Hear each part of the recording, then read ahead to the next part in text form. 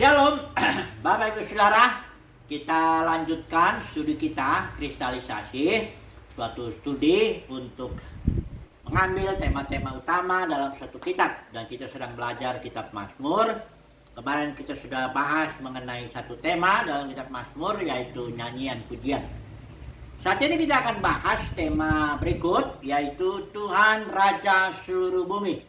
Karena tema ini dalam 150 pasal itu dia muncul berulang-ulang, ya, bahwa Tuhan itu Raja seluruh bumi, Tuhan memerintah seluruh bumi, ya, bahwa dia memberikan keselamatan kepada seluruh bumi, bahwa Tuhan tahu, maha tahu, ya, seluruh bumi. Bahkan nanti kita akan melihat bahwa Tuhan juga yang menentukan segala sesuatu, ya. Bahkan dikatakan juga keselamatan, dia Tuhan memberikan keselamatan seluruh bumi. Maka ada juga perintah di sini. Mazmur bilang, hai penduduk bumi atau hai bumi, pujilah dia, nyanyikanlah, bersorak-sorailah bagi Elohim, bagi Yahweh. Nah, oke. Sebelum kita bicara mengenai tema ini, kita harus ada beberapa hal yang kita pahami dulu, ya, baik mengenai ciptaan maupun yang satu, ya, karena udah ada istilahnya begini, creatio ex nihilo. Ciptaan itu berasal dari tidak ada menjadi ada. Nah, ini yang kita mau bicara dulu sebentar, supaya kita tahu bahwa Elohim tidak tinggal dalam cipta alam semesta ini, tapi alam semesta ini yang besar itu yang tinggal di dalam dia. Supaya nanti kita tahu bahwa mudah kita pahami, mudah-mudahan, ya, bahwa Elohim lah yang menentukan segalanya. Ini yang menjadi poin kita, bahwa dia raja dalam arti dia menentukan segalanya. Beda kalau raja manusia itu hanya dia yang memerintahnya, punya otoritas, tapi dia kan nggak menentukan segala yang terjadi. Misalnya satu rakyat, satu pemerintahannya, dia raja, dia presidennya, tapi dia nggak bisa menentukan apa-apa. Ya, dia hanya bisa menentukan, terbatas lah otoritasnya. Nah, saya mau bicara dulu tentang ciptaan inilah, ya, alam semesta. Ini supaya saya katakan, supaya bayangannya bisa kita tahu alam semesta ini sebesar apa, ya. Ada seorang namanya Edwin Hubble, ya. Dia bikin teleskop Hubble namanya. Teleskop ini mencoba melihat ujungnya alam semesta dari ujung ke ujung, ya. Bukan berarti alam semesta udah ketemu ujungnya, bukan. Tapi oleh teleskop itu bisa ketahuan jarak alam semesta itu dari ujung ke ujungnya. Dari teleskop itu si Hubble ini bilang itu jaraknya alam semesta itu, yang bisa saya pahami dari teleskop ini, adalah 78 miliar tahun cahaya. Itu jarak, ya, 78 miliar tahun cahaya. Jadi kalau kecepatan cahaya itu kurang lebih 300.000 kilometer per detik. Jadi kalau satu detik, tek, 300.000 cahaya mencapai jalan, ya, 300.000 kilometer, ya. Nah, untuk ngebayangin 300.000 kilometer lah, udah bayangin aja. Saya ada di Jakarta, itu kalau Medan, kalau tarik garis lurus, ditangkap aja 1000 kilometer. Kalau naik pesawat itu dengan kecepatan yang biasa itu ya bisa 2 jam, ya. Tapi kalau nanti ada pesawat yang kecepatannya sesuai kecepatan cahaya, itu dalam 1 detik bisa mencapai 300 kali jarak Jakarta Medan. Bisa dibayangkan ya jauhnya itu. 300 kali jarak Jakarta Medan ditempuh oleh 1 detik saja oleh cahaya ini, ya. Kalau 1 detik, kalau jadi menit, ini saya menghitungnya 78 miliar tahun cahaya ini. Kalau menit, ya kali 60. Ya. Kalau mau dijadikan jam, kali 60 lagi. Iya, 1 jam 60 menit. Kalau dari jam ini mau jadi hari, kali 24. Ya. Kalau dari hari itu mau ke bulan, ya kali 30. Ini dari bulan itu mau jadi ke tahun, kali 12. Nah, itu baru tahun sih, ya, udah jaraknya udah bisa dibayangkan, ya, berapa kilometer nih jaraknya, udah nggak bisa dihitung lah, ya. Dikali lagi 78.000 juta, 78 miliar. Itulah jaraknya alam semesta dari ujung ke ujung. Itu yang ditangkap oleh teleskop Hubble. Nggak bisa lagi kita bayangin, ya, jaraknya seperti apa. Itu bumi udah kayak apalah, kecilnya itu dibandingin alam semesta ini. Nah, alam semesta itu yang demikian besarnya itu, Elohim itu nggak tinggal di alam semesta. Tapi alam semesta itu yang tinggal di dalam Elohim. Perhatikan begini, itu makanya kalau dibilang ciptaan itu berasal dari tidak ada, itu salah. Itu biasanya dikutip dari Roma pasal 4, salah terjemahan itu. Roma pasal 4 ayat yang ke 17 dibilang yang menjadikan dengan firman-Nya apa yang tidak ada menjadi ada. Bukan begitu. Menjadikan itu konteksnya bukan bicara penciptaan, itu istilah Yunani-nya kaleo, memanggil. Memanggil sesuatu yang tidak ada menjadi ada. Artinya kayak Tuhan tuh sering di beberapa ayat bagian firman Tuhan memanggil gunung, membongkar bangkitkan gunung, memindahkan gunung. Orang nggak tahu. Memanggil itu kaleo, ya. Itu istilahnya ini nggak bicara penciptaan. Yang berbicara penciptaan itu Ibrani pasal 11. Itu di situ pakai istilah Yunani katartiso, itu artinya membuat, menjadikan. Dikatakan di sini Ibrani 11 ayat 3. Karena iman kita mengerti bahwa alam semesta telah dijadikan katartiso oleh firman Tuhan, sehingga apa yang kita lihat alam semesta ini, ya walaupun kita nggak bisa lihat situ semua besarnya, apa yang kita lihat dikatakan di sini telah terjadi dari apa yang tidak dapat kita lihat, yaitu Elohim. Artinya Elohimlah sebagai bahan dasar daripada alam semesta ini yang luasnya luar biasa. Jadi alam semesta ini nggak diciptakan dari tidak ada menjadi ada, tapi dari Elohim. Sesuai dengan Roma pasal 11 ayat 36. Segala sesuatu berasal dari Dia. Elohimlah yang menjadi bahan dasar segala sesuatu. Itu sebabnya segala sesuatu diam di dalam Dia. Bukan Elohim yang diam di dalam alam semesta itu. Kayak sorga. Sorga itu pun diciptakan. Memang Elohim menaruh tahtanya di situ, memerintah dari sorga. Tapi Elohim lebih besar dari sorga. Ya, Elohim itu diam dalam dimensi, kita bilangnya dimensi ya, kekekalan. Nggak ada seorang pun yang bisa melihat dia.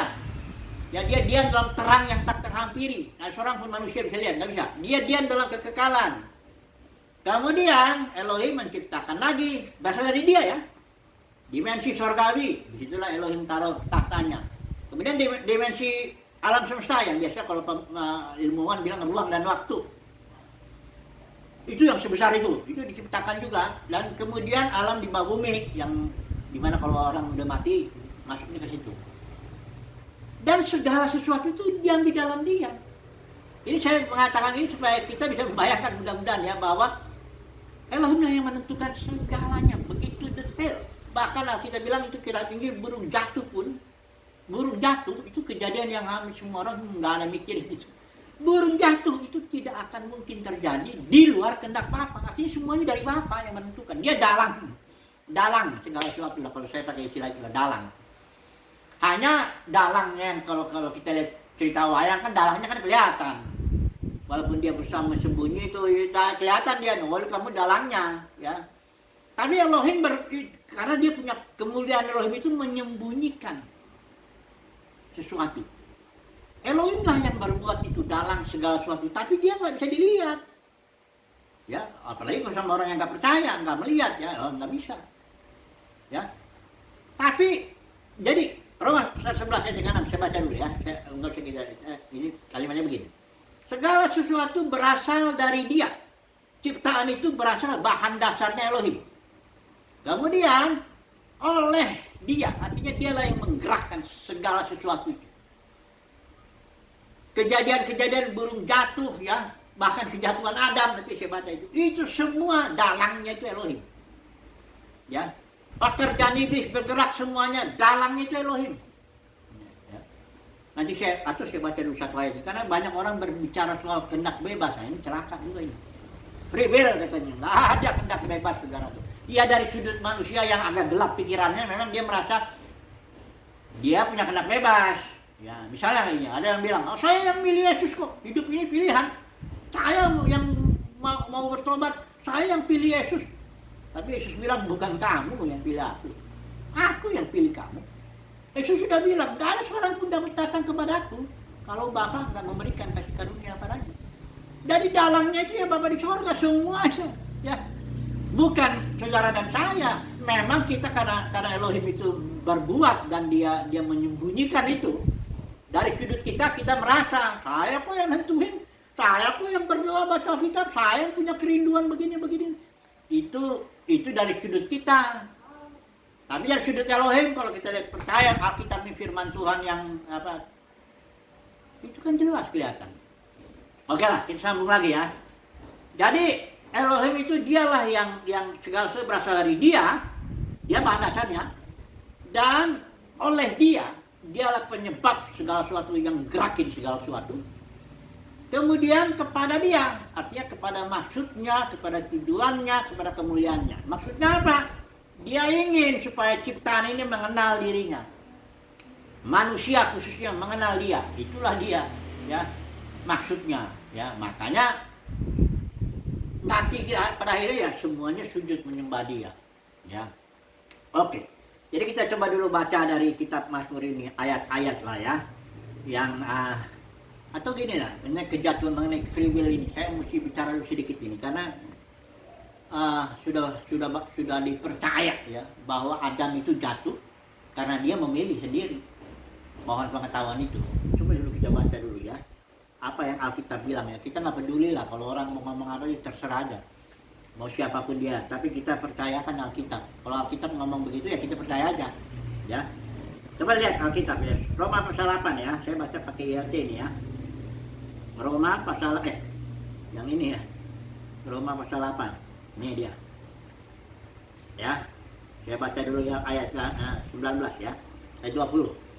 Karena makhluk ciptaan telah ditundukkan kepada kesia-siaan, ini artinya kejatuhan. Manusia, makhluk ciptaan itu Adam dan seluruh keturunan itu dijatuhkan ke dalam alam kesia-siaan, alam maut.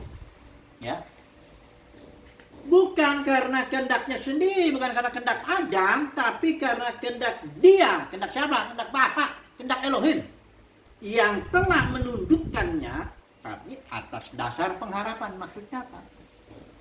Manusia dijatuhkan dulu ke dalam alam maut. Setelah itu, yang disimbolkan oleh pengetahuan itu. Menderitalah manusia, penyakit, segala sesuatu lah penderitaan itu ya. Tapi setelah itu Yesus datang yang memberi hidup. Ya, yang disimbolkan pohon kehidupan itu. Aku datang supaya mereka mendapat hidup, mempunyai hidup.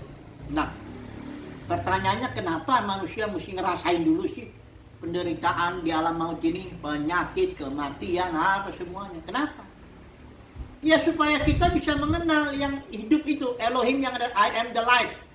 Kalau kita nggak mengalami yang pahit, kita nggak tahu rasanya manis. Sudah tahu nggak? Segala sesuatu itu ada atau bisa disebut sesuatu kalau ada lawannya. Misalnya, ini contoh lah, ada laki-laki ganteng katanya. Kenapa bisa ada ganteng? Ya karena ada yang jelek. Kalau semuanya jelek, nggak ada yang dibilang jelek.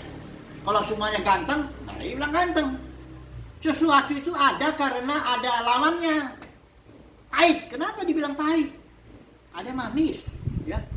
Sehat, kenapa dibilang sehat? Kalau semua orang sehat, ya namanya apa sehat? Nggak tahu orang sehat itu. Ada yang sakit itu. Jadi artinya gini, Elohim membuat pohon, menciptakan pohon pengetahuan itu Elohim juga itu. Supaya manusia jatuh dulu, rasain dulu pahit itu, hidup itu, alam maut itu, ngerinya itu. Setelah itu, bisalah dia memahami bahwa Elohim yang memberikan hayat itu. Jadi tujuannya untuk mengenal dia. Jadi kita nggak bisa mengenal sesuatu kalau nggak ada lawannya. Ya, begitu juga kita nggak bisa mengenal kasih Elohim. Dari mana kalau kita nggak merasakan bencinya, pembunuhan apa. Kita nggak bisa tahu apa itu kasih ya. Oke. Sekarang kita masuklah ke dalam ayat di kitab Mazmur inilah untuk membuktikan bahwa Tuhan itu adalah Raja, ya, yang memerintah, mengatur. Kalau di dalam pasal ini 139 ini konteksnya itu bicara tentang Elohim yang Maha Tahu. Ini judulnya juga di sini doa di hadapan Tuhan yang Maha Tahu. Kalau LAI bikin judul ya. Nah, tapi saya mau bicara bahwa kemahatauan Elohim membuktikan bahwa dialah yang menentukan segala sesuatu. Nah, tunggu dulu ya, sebentar dulu. Kita bicara dulu 2 ayat aja lah untuk pasal ini. Perhatikan dulu. 139 ayat 4. Sebab sebelum lidahku mengeluarkan perkataan, ini maksud Daud ya, Daud bilang, sebelum lidahku ngomong itu, sesungguhnya semuanya telah kau ketahui ya Tuhan. Jadi Tuhan itu sudah tahu lah segala sesuatu. Semua orang itu gampang lah menerima itu. Tuhan tahu kejadian dari awal sampai akhir. Segala sesuatu Tuhan tahu, Maha tahu ya. Pasti semua orang Kristen juga gampang mempercayai ini. Tapi mau saya bicara satu lagi, bahwa jadi istilahnya gini, segala sesuatu sudah diketahui Elohim dari awal sampai akhir. Nah, mari kita lagi baca satu ayat yang ke-16. Matamu melihat selagi aku bakal anak, dan di dalam kitabmu semuanya tertulis. Perhatikan ya, dalam kitabmu semua tertulis hari-hari yang akan dibentuk sebelum ada satu pun daripadanya. Jadi perhatikan ya, matamu melihat selagi aku bakal anak, dan dalam kitabmu semuanya tertulis. Jadi artinya sebelum seseorang lahir, siapapun juga dia, udah tertulis itu dalam kitabnya Elohim. Apa yang tertulis? Hari-hari yang akan dibentuk sebelum ada satupun daripadanya. Artinya sudah ditentukan. Saudara dan saya, hari-hari kita, detik-detik kita itu pun sudah ditentukan. Karena Elohim itu sangat detail. Contohnya saya bilang, burung jatuh pun tidak ada yang terjadi di luar kehendak Elohim. Ya. Jadi begitu detail, dikatakan di sini kan semuanya, di dalam kitabmu semuanya, bukan sebagian. Di dalam kitabmu semuanya tertulis. Ya, hari-hari itu yang akan dilakukan. Oke. Artinya segala sesuatu sudah tertentu.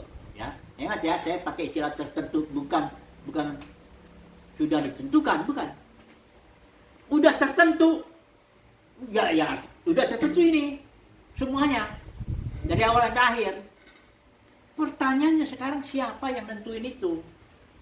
Siapa yang menentuin hari-hari kita ini yang sudah tertulis itu di kitab Elohim ini? Siapa? Ya. Yang menentukan saya mau ngomong ini siapa? Yang menentukan saya mau berbuat ini itu siapa? Yang mau menentukan, pokoknya ya, siapa yang menentukan segala sesuatu lah. Nah, penjelasannya begini. Nah, saya dapat bantuan dari Pak Budi Asal ini ya, dia seorang teolog reform. Dia bilang soalnya bahwa sebenarnya doktrin menentukan yang ditentukan segala sesuatu oleh Elohim itu sebenarnya doktrin reform, tapi tidak semua orang reform nggak mau terima itu. Jadi dia bilang gini, penjelasannya. Bayangkanlah saudaraku, bahwa sebelum segala sesuatu ini ada, yang sudah tertentu ini, yang sudah tertulis dalam kitab Elohim, dan yang sudah diketahui oleh Elohim ini sudah tertentu. Bayangkanlah ini sebelum ini ada, mundurlah gitu, tinggal Elohim yang ada, ya kan? Karena Elohim yang menciptakan segala sesuatu toh, tinggal ada Elohim. Bayangkan aja itu. Pertanyaannya, ini kan semuanya udah tertentu ini. Sebelum ini ada udah tertentu, udah tertulis. Pertanyaannya, siapa yang nentuin kalau begitu? Oh, jawabnya gampang, pasti Elohim yang nentuin. Orang belum ada makhluk apapun, belum ada apapun yang bisa menentukannya. Berarti kemahatauan Elohim atas segala sesuatu itu dari awal sampai akhir, kemahatauan Elohim itu justru membuktikan kedaulatannya yang menentukan segala sesuatu. Jadi segala sesuatu sudah ditentukan detail. Sebelum orang ngomong itu sudah ditentukan, oh, dia akan ngomong gitu. Sama seperti Firaun juga dia yang ngerasin hati dia, siapa? Gak ada free will, gak ada kehendak bebas, gak ada. Kita saja yang merasa bahwa kita punya kehendak sebagai pribadi, betul. Tapi yang menentu itu bukan kita. Yeremia juga bilang, aku tahu manusia gak mampu menentukan jalan hidupnya. Ya manusia boleh berencana, ya bisa berpikir, berkehendak begini. Tapi yang menentukan sampai detailnya itu Elohim. Itulah dia Tuhan itu raja atas seluruh bumi, ya. Jadi coba kita lihat terus ambil itu Kisah Para Rasul ini ya, supaya kita lihat dulu bahwa Elohim itu menentukan. Elohim itu menentukan segala sesuatu. Ya, kita lihat dulu Kisah Para Rasul 17 ayat 28. Saya baca dulu ya, ini pakai ULT. Sebab di dalam dia kita hidup dan bergerak. Jadi kita ini bergeraknya enggak di luar dia. Bukan berarti dia enggak tahu apa-apa, enggak. Kita di dalam dia. Bergeraknya ya. Semua orang di sini, karena Paulus ini ngomong semua orang yang belum bertobat, orang-orang Athena yang Paulus bilang, di dalam dia kita hidup dan bergerak dan ada. Nah, terus Paulus bilang, seperti juga beberapa pujangga di antaramu mengatakan karena kita pun keturunannya. Jadi kita ini bukan berasal dari tidak ada, tapi dari berasal dari Dia, keturunan Dia ini kita ini. Kita keturunan Elohim. Semua yang mau bertobat, yang belum, kita keturunan Elohim. Kita bergerak juga kan di dalam Dia. Jadi kesimpulannya apa nih? Mudah-mudahan sisi uraian ini sudah cukup jelas ya, bahwa Tuhan itu raja dalam arti Dia menentukan, bukan hanya berotoritas, bukan hanya menghakimi, bukan hanya memberi keselamatan kepada seluruhnya, tapi Dia menentukan segalanya. Ya. Detailnya Dia yang tentukan. Ya. Kesimpulannya apa? Elohim adalah raja, itu artinya Dia memerintah, Dia menghakimi dengan maksud untuk supaya penduduk bumi mengenal kebenaran. Yesaya 26 ayat 9. Apabila engkau menghakimi bumi, maka penduduk dunia akan mengenal kebenaran. Juga Elohim juga memberi keselamatan. Makanya di kitab Mazmur ini banyak ungkapan ini. Bersorak-sorailah hai bumi, hai penduduk bumi, muliakanlah Dia. Bahkan dibilang bumi penuh kemuliaannya. Kalau banyak orang bilang bumi penuh penderitaan, penyakit, itu kalau dilihat secara mata manusia, tapi dalam mata firman Tuhan, bumi itu penuh kemuliaannya. Kenapa? Karena semua gerakan itu berasal dari Dia. Dialah dalang segala sesuatu. Ya. Mudah-mudahan ini cukup jelas tema kita, Tuhan Raja seluruh bumi. Haleluya. Amin.